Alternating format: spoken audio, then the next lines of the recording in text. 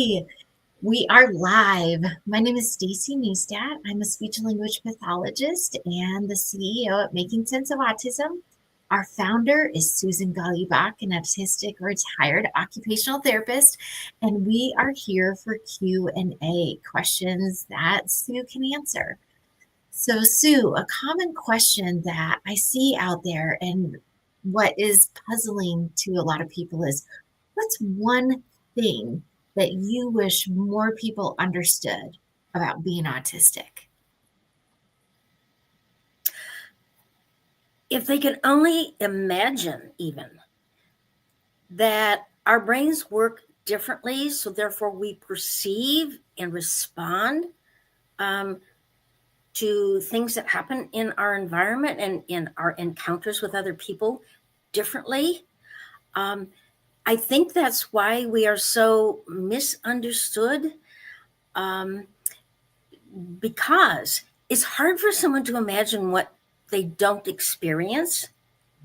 And yet, I know people have said, oh, there's a little bit of autism in all of us, because, yes, you can experience an off day when your brain just isn't functioning. You're not feeling well.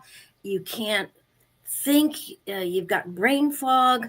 For whatever reason, you're having what you would call an off day. Well, you may be experience what an autistic experiences 24/7, i.e., that's all we know. We were born with our brain functioning the way it does. Um, and in an autistic world, if I lived like I did for Outtreat for a whole week in an autistic environment, we function just fine. Um, it's just a matter of it's um, like you're suddenly picked up and transported to a foreign country, say Germany, and you don't speak the language, you don't understand the culture, so you're always making mistakes, you're always being blamed, you're misunderstood because you don't fit in. And I think that's the hardest thing, um, that stresses autistics the most, that forces us to feel we have to mask and pretend, because for all appearances, we don't visibly look different. Mm-hmm.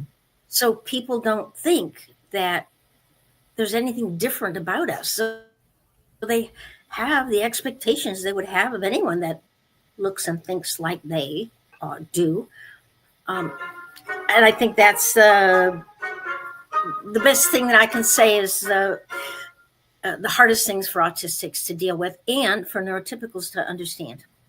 Definitely. And that's why we developed the framework, neurostrength-based support for autism, and the foundation as being understanding or being understood and understanding the brain. Because, like you said, when someone feels misunderstood, that's frustrating. And I feel like that's where we see behaviors because the nonverbal communication was misunderstood or the sensory need was misunderstood. And so Uh-huh. we're going to see a reaction to that misunderstanding. And so that is exactly why, with our free course, changing your to a neural strength based support for autism framework is so beneficial and out there and free so people can learn how to view the world through the autistic lens so that it isn't so confusing. So awesome. Great information. Thank you, Sue.